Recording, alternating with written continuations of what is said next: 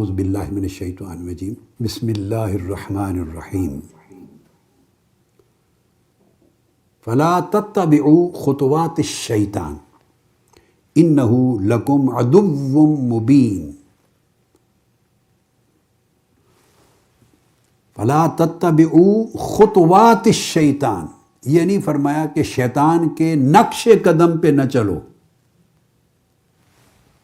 خطوات جمع کا صیغہ استعمال کیا، شیطان کے نقوش قدم پہ نہ چلو، یعنی اس کے بے حساب راستے ہیں اس کو گمراہ کرنے کے، اس کے پاس بہکانے کے، ورغلانے کے، پھسلانے کے، اس خیر کی راہ، ہدایت کی راہ سے نکال لینے کے باہر. خطوات ہیں، بہت سے اس کے پاس ٹولز ہیں، صرف ایک نہیں ہے. یہ بات بڑی امپورٹنٹ ہے. بہت ٹولز ہیں اس کے، بے شمار میکنزمز ہیں اس کے پاس بے شمار میتھڈز ہیں، اس کے پاس بے شمار پروسیجرز ہیں. خطوات ہیں شیطان کے. فرمایا انہ لکم عدو مبین، اور وہ خود تمہارا کھلا دشمن ہے، مگر جو طریقے استعمال کرتا ہے ضروری نہیں ہر طریقہ کھلا ہو، اس میں کھلے طریقے بھی ہیں، خفیہ طریقے بھی ہیں جو خود بندے کو پتہ ہی نہیں چلتا، اور شیطان اس کو بہکا پھسلا کے نکال دیتا ہے اس قافلے سے، محروم کر دیتا ہے اس نعمت سے. فرمایا وہ تمہارا کھلا دشمن ہے، مگر طریقے اس کے خطوات ہیں بے شمار، اور ایسے بھی ہیں جن کا آپ کو پتہ چل سکے، اور زیادہ گھناؤنے طریقے وہ ہیں جن کا پتہ بھی نہیں چلتا آپ کو، اندر ہی کوئی ڈسٹربنس پیدا کر دیتا ہے آپ کو. اور ڈسٹربنس پیدا کہاں سے ہوتی ہے؟ بھئی آپس میں جب اجتماعی کام ہوتا ہے تو ہیومن ریلیشننگ ہوتی ہے. جب اجتماعی کام کرتے ہیں، تنظیمی کام، جماعتی کام، اجتماعی، تو ہیومن ریلیشننگ ہوتی ہے. انسان کا انسان کے ساتھ رشتہ ہوتا ہے تو 100 کمزوریاں، اونچ نیچ، خرابیاں مزاج، طبیعت، معاملات کی ہوتی، بس وہیں سے بگاڑ ہو جاتا ہے، ختم.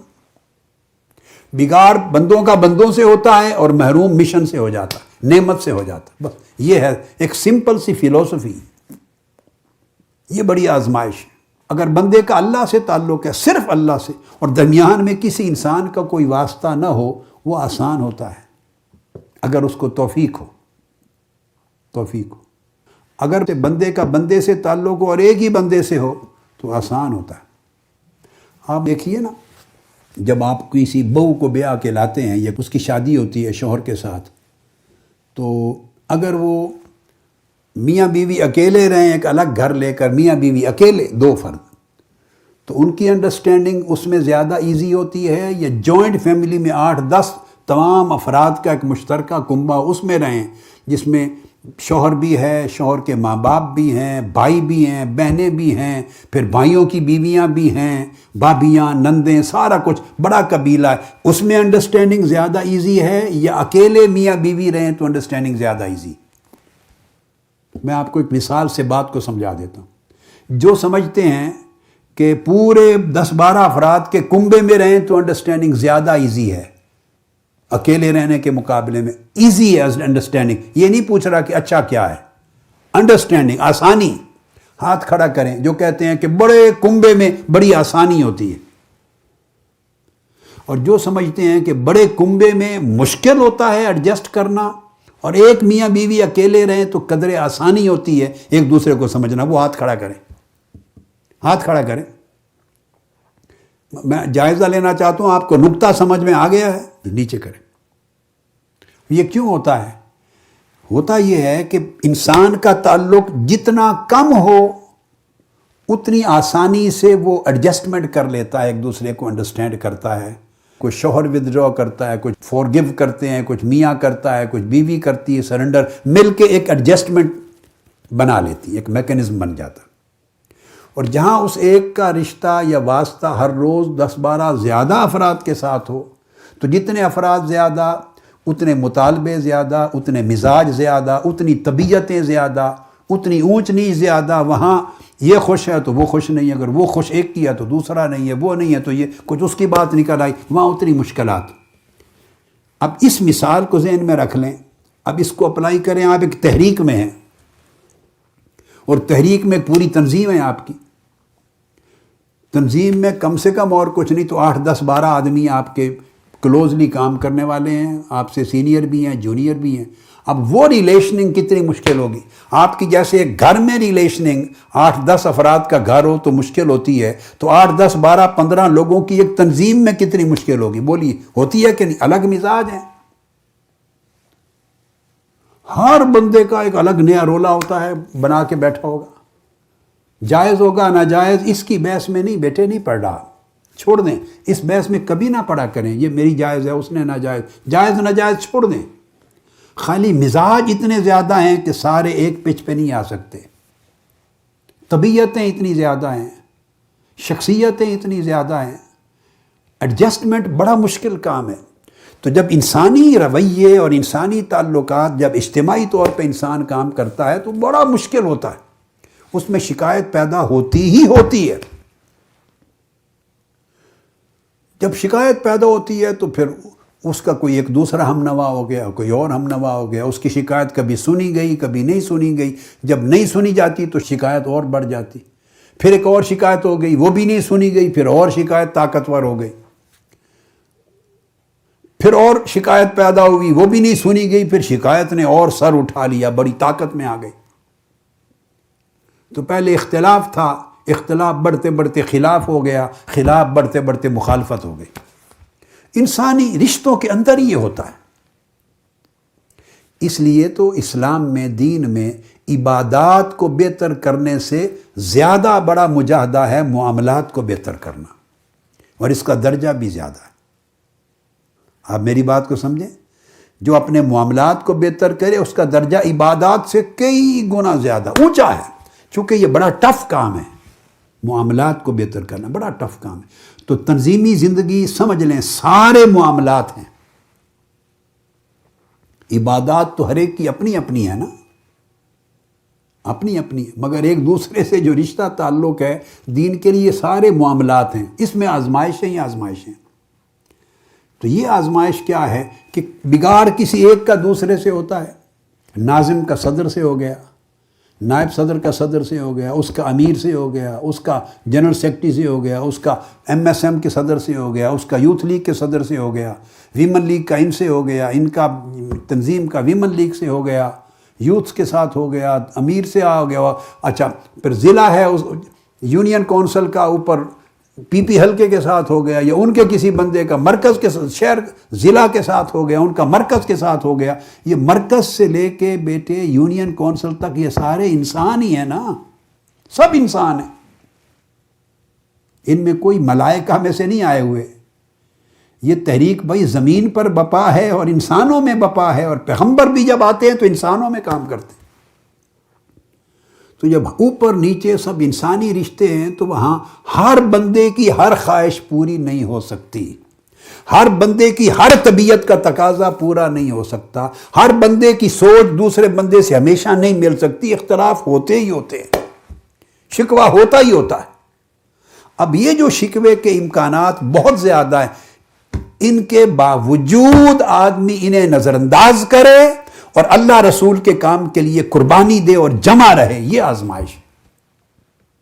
شیطان ان طریقوں سے انٹر ہوتا ہے، اس سے لڑائی کر دی، اس سے غصہ، اس سے ڈسریسپیکشن، اس سے شکوہ، اس سے شکایت، اس نے میری بات نہیں سنی، پرواہ نہیں کی، یہ کیا امیر ہے، یہ کیا ناظم ہے، یہ کیا صدر ہے، یہ کیا ناظم اعلیٰ ہیں، یہ کیا تنظیم کے صدر ہیں، یہ کیا نائب ناظم اعلیٰ ہے، یہ کیا تنظیم ہے، معتبر ہیں، کسی کی سنتے نہیں، یہ ہے فلاں فلاں فلاں، یہ سارا گورکھ دھندا۔ یہ راستے ہیں خطوات الشیطان، جہاں سے شیطان گھستا ہے اندر، اور نفس بھی گھستا ہے، اور پتہ نہیں چلتا۔ پھر اس کے بعد انا پیدا کرتا ہے، میرا حق ادا نہیں ہوا، میری عزت نہیں ہوئی، میرا نام نہیں لیا، سب کو کھڑا کیا گیا، مجھے چھوڑ دیا، مجھے پروجیکٹ نہیں کیا، میں نے اتنا کام کیا تھا، میرا کسی کھاتے میں نہیں گیا۔ یہ سب چیزیں، یہ بولیاں کیا ہیں؟ وہ شیطان بے ایمان ڈالتا ہے، یہ بولیاں، یہ سب بولیاں شیطان ڈالتا ہے، اور نیچے نفس اندر سے اس کا الائنس ہو گیا ہوتا ہے شیطان کے ساتھ، نفس امارہ کا الائنس ہوتا ہے، اور پھر یہ چیزیں کر رہے ہوتے ہیں نیکی کے کام، اس نیکی میں شر داخل کر دیتا ہے شیطان، آپ کو پتہ ہی نہیں چلتا، آپ سمجھتے ہیں میری حق تلفی ہوئی ہے، زیادتی ہوئی ہے، یہ ٹھیک نہیں ہے، بس آپ اور خیال میں ہوتے ہیں اور معلوم نہیں کہ پردے کے پیچھے شیطان اور نفس کام کر رہے ہیں۔ لہٰذا ہر وقت خطرہ ہے، عاجزی کریں اور اللہ سے التجا کرتے رہیں کہ آپ کو اس نعمت سے محروم نہ ہونے دے۔ جو محروم ہو گیا وہ مارا گیا، وہ شیطان نے حملہ کیا، وہ سنبھل نہیں سکا، وہ محروم ہو گیا اس بڑی نعمت سے۔ باقی یہ گارنٹی کوئی نہیں دے سکتا، انسانوں کے اجتماعی کام ہیں، اس میں کسی سے کوئی نقص شکوہ نہ ہو، اس کی گارنٹی روئے زمین پر کوئی نہیں دے سکتا، انسان ہے، اسی توازن کو قائم کرنا ہے۔